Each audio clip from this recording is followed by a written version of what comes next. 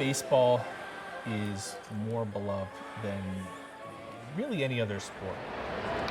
It tends to find its way threaded into all parts of American history. So as time passes, we think back to those sights and sounds we heard and that we experienced. That's something that meant a lot to me.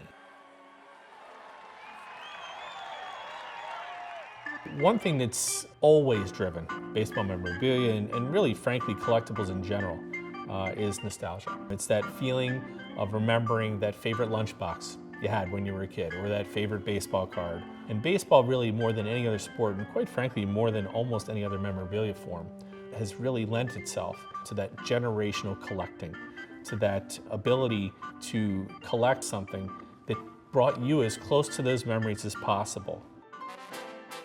Babe Ruth really is where the conversation starts, ends, begins, and everything in between as far as really baseball history, as far as a central figure. And even today, we look at the categories of sports memorabilia and cards, and Babe Ruth is at, of course, the top of the record pricing for almost every category. And in 1933, as in so many other seasons, Babe Ruth was the Sultan of Swat. He was past his peak, but in the very first All-Star game, he came to bat with one man on, and with poetic justice, pulled a home run to provide the winning margin. So Babe Ruth game-used baseball bats are certainly among the pinnacle that collectors try to obtain. But to find one dating to his Boston Red Sox playing days from 1916 to 1918, extraordinarily scarce. This is one of only 2 known examples of block letter stamped game-used professional model Babe Ruth bat. Sort of telling of the player that Ruth was. It's over 40 ounces in weight. Just a wonderful piece of Babe Ruth and really baseball history as well.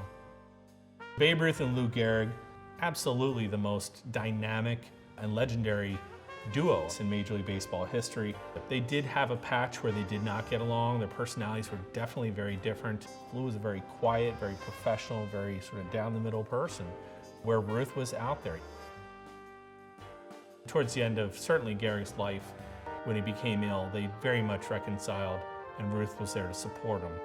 And here we find a beautiful baseball signed by each one of them, with some unique qualities in that Ruth always took the sweet spot, which is somewhat common, but Gehrig signed where he's visible on the same panel as Ruth.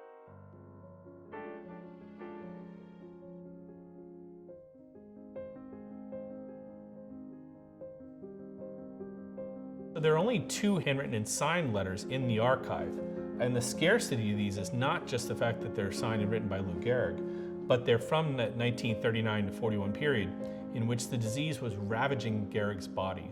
And the poignant nature of the content within the letters really gives us a portal into what he was feeling and what his wife was feeling at that time of uncertainty. Today, I consider myself the luckiest man on the face of the earth.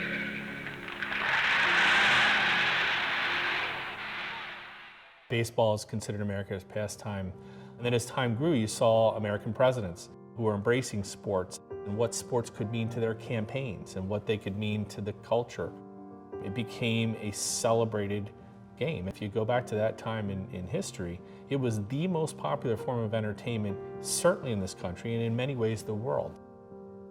The home plate collection is really quite special, not just the quality and having very valuable items, but in many cases, these are artifacts that have never been offered before. From a Lou Gehrig 1931 New York Yankees home jersey, autographed baseballs from the greats like Honus Wagner and Cobb. They're very rare photographs. There's a letter written from Marilyn Monroe to Joe DiMaggio that he kept in his wallet for his entire career. And these items all really take you into the game and its history, really from its inception all the way to the current time.